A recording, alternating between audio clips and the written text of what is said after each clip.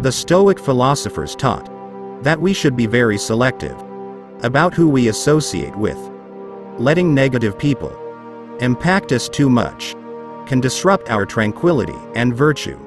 As Seneca put it, avoid those who drag us down. Stoics encourage us to cultivate virtue and avoid toxic behaviors. Saying no to those who promote negativity can safeguard our own moral compass. Stoicism, an ancient philosophy, offers valuable guidance on choosing our associations wisely. These 9 types of people align with Stoic principles, urging us to be discerning in our connections. If you've encountered these characters on your journey, share your thoughts in the comments, and don't forget to like the video and subscribe our channel for more wisdom from the Stoic perspective. Remember, the company we keep shapes our path to virtue. Choose wisely.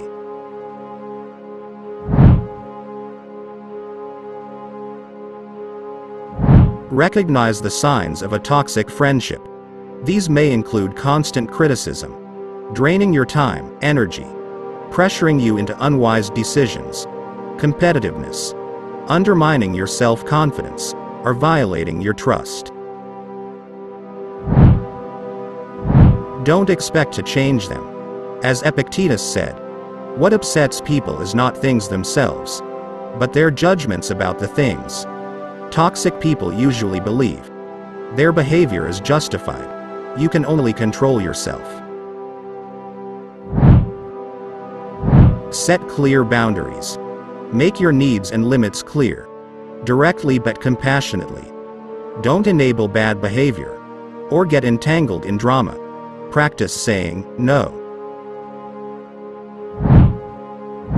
The Stoic ideal is to deal mindfully with toxic people, rather than reacting. Protect your virtues and stability first. You can't control others, but you choose what influences to accept in proximity. Set those boundaries wisely.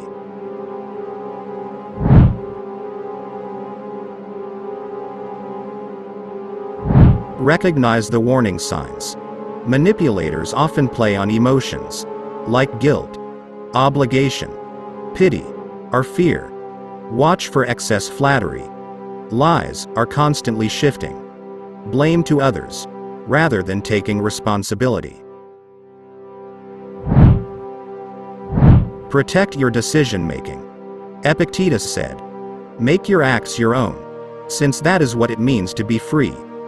Don't let toxic influences inhibit clear reasoning and good judgment, or sweep you into drama.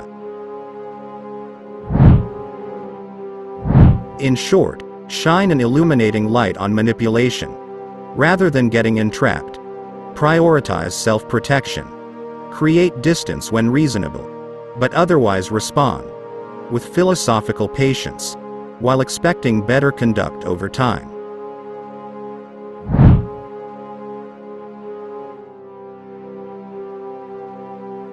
Recognize their toxic outlook. Pessimists focus heavily on the negatives, failures, disadvantages, and the potential for harm in almost every situation. This worldview is ultimately destructive. Don't absorb their perspective. As Epictetus said, our opinions are up to us, and our impulses, desires, aversions. In short, whatever is our own doing, we decide whether or not to adopt a pessimistic frame imposed on us. Refuse it infiltrating your mindset. Stoics seek to safeguard their mental space and stay centered, rather than allowing outside forces, like pessimists, to determine their mindset. Withdraw participation, while responding calmly and empathetically.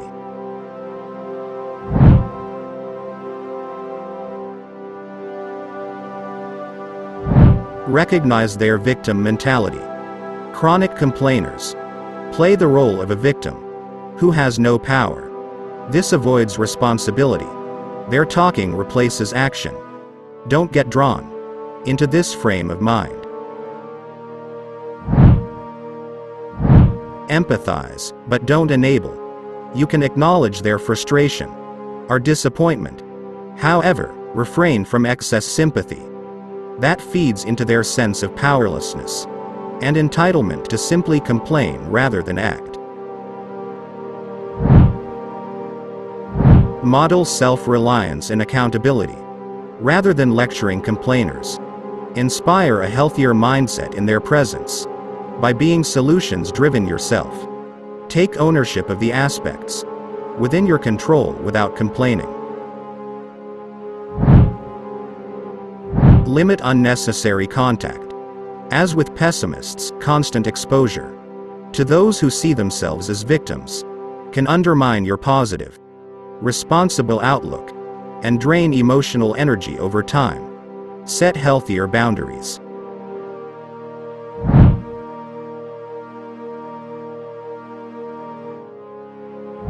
Recognize lack of self-control. The undisciplined give in to impulsive desires, whether for food, pleasure, distraction or vice without moderation. This opposes the Stoic value of self-mastery. Set collaborative guidelines. If completely avoiding the undisciplined is impossible, mutually agree to basic rules of conduct around each other. Example: no substances, prudent budgets on outings, training together. This still allows friendship, with appropriate boundaries, against excess. In short, relate to the undisciplined, compassionately but cautiously. While Stoics don't condemn pleasure itself, abuse of pleasure, and lack of moderation cannot be one's guiding behavioral reference point. Set those collaborative limits clearly.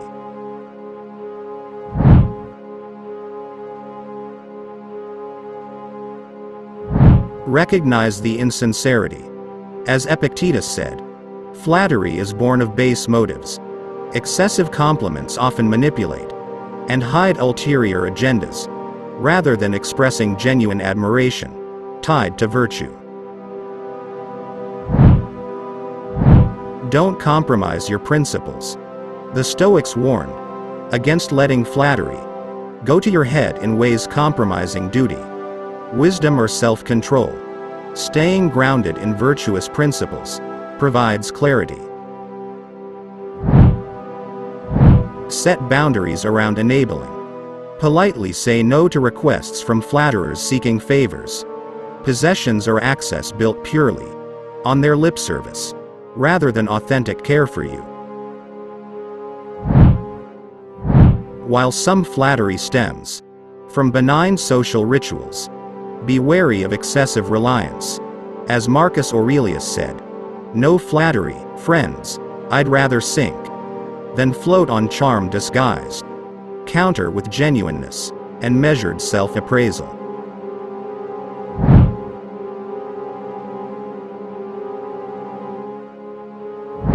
Don't engage or retaliate. Trying to reason with a malicious gossiper or set the record straight often backfires by giving their rumors more attention. Starve them of that fuel. Stay focused on living virtuously. Set boundaries. Make clear you won't listen to unverified private information about others. Withdraw from conversations where they start assassinating someone's character based on hearsay. Seek wiser company. As Epictetus said, carefully choose who you befriend and whose influence you let shape you. Minimize time with those who routinely twist reputations without cause. The Stoics weren't naive about dishonest rumors spreading, but through mindful boundaries, fact focus, and surrounding oneself with ethical people, one prevents slanderers from poisoning public appraisal.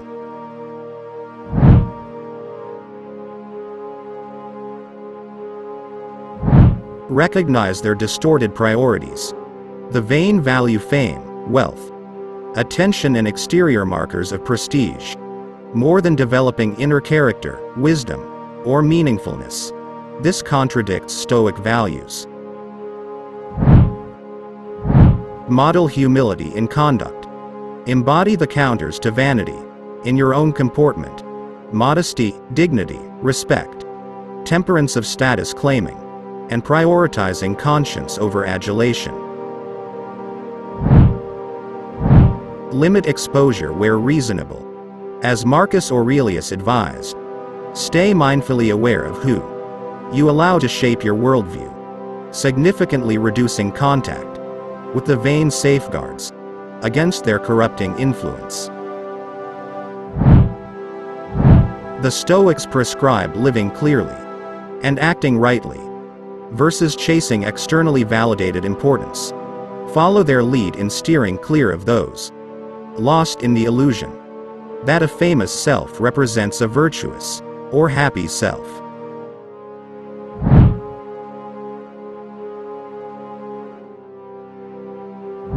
Recognize their malicious intentions. Unlike the obliviously misguided, the truly wicked deliberately scheme to unjustly profit by harming, deceiving, or exploiting the vulnerable. Their motives center on cruelty and corruption. Don't compromise your morality.